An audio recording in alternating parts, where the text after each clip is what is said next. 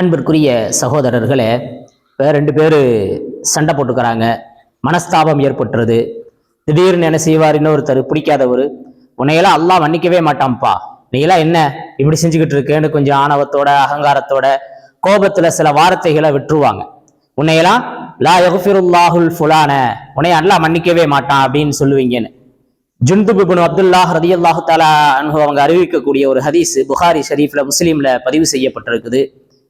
யார் இப்படி லா யக்ஃபிருல்லாஹுல் ஃபுலான, அல்லாஹ் உன்னைய மன்னிக்க மாட்டான் அப்படின்னு சொல்றாங்களோ அவங்கள பார்த்து, என்னுடைய அதிகாரத்துல கை வைக்கிறதுக்கு நீ யாரு, நான் அவரை மன்னிச்சுட்டேன், உன்னுடைய சத்தியத்தை நான் வீணாக்கி விட்டேன் என்று அல்லாஹ் சொல்வதாக ஹதீஸுகள்ல நாம பார்க்கிறோம். இப்ப எப்பவுமே எந்த சூழ்நிலையிலையுமே நாம யாரையும் என்ன செய்யக்கூடாது, உன்னையெல்லாம் அல்லாஹ் மன்னிக்க மாட்டான், நீ எல்லாம் பெரிய இவனா என்று இழிவாக தாழ்வாக கருதுறது, அது மாதிரியான சிந்தனைகளை விட்டும் நாம ஒதுங்கி கொள்ளணும்.